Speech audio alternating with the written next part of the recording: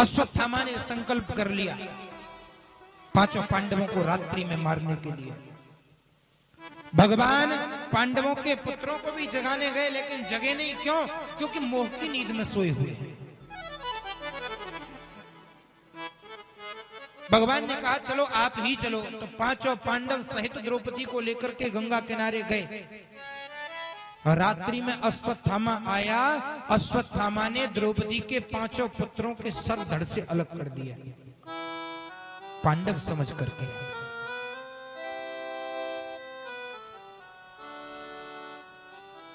शिविर में धड़ों को छोड़ करके सर लेकर के दुर्योधन के पास में पहुंच गया।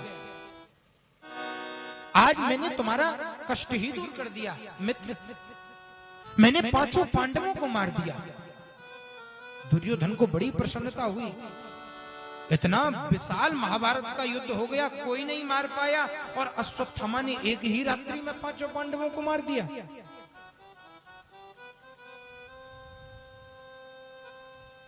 लाओ मुझे दिखाओ, प्रकाश में देखना चाहता हूं मरने के बाद में पांडव कैसे दिखते हैं। प्रकाश की तरफ ले जा करके देखा तो वो पांच पांडव नहीं थे, वो द्रौपदी के पांच पुत्र थे।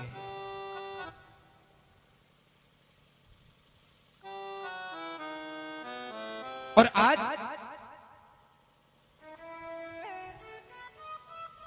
जैसे ही दुर्योधन ने द्रौपदी के पांच पुत्रों को देखा, दुर्योधन दुखी होने लग गया।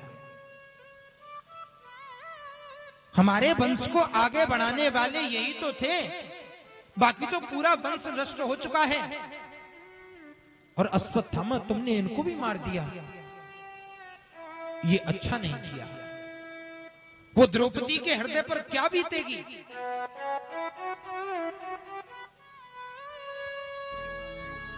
दुर्योधन को यह श्राप था कि तुम्हें एक साथ खुशी और गम मिलेंगे तो तुम्हारी मृत्यु हो जाएगी।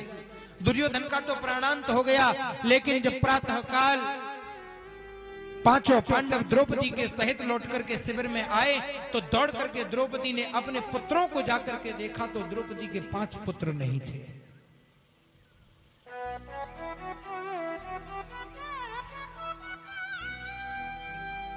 जिस माँ का एक बेटा मारा जाए उस माँ की क्या हालत होती है वो माँ जानती है, और जिस माँ के एक साथ पांच पांच बेटों की मृत्यु हुई हो, ये कष्ट तो केवल द्रौपदी समझ सकती है।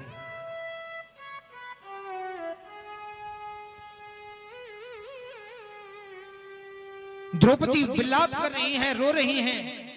माता शिशु नाम निधनो सुताना निशम्य पतितव्य गृहीतमाना।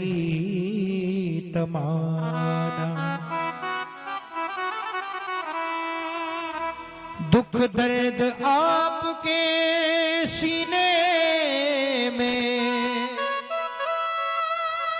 तो आपकी हालत क्या होगी।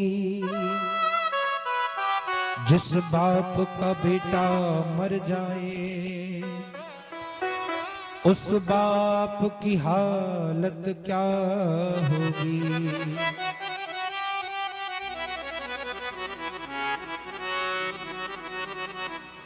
बछड़े की ऐसी हालत है तो गैया की हालत क्या होगी। जब बाप की ऐसी हालत है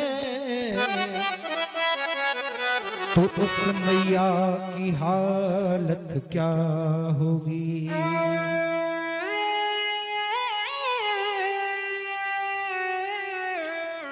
द्रौपदी ने जाकर के कन्हैया के कंधे पर सर रख लिया। कन्हैया, भला मेरे पुत्रों ने क्या बिगाड़ा था किसी का। मेरे पुत्र तो निर्दोष थे, निर्दोष बच्चों को मार दिया गया। मेरे पुत्रों की गलती क्या थी।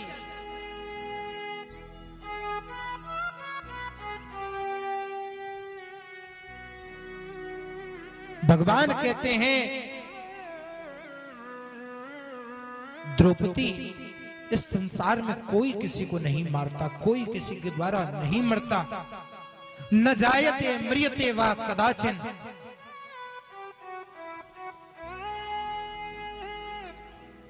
जो जीव आया है वो एक दिन जाएगा। सब अपने कर्म का फल भोगते हैं। ना भोक्तम क्षीयते कर्म जन्म कोट सतैरपि।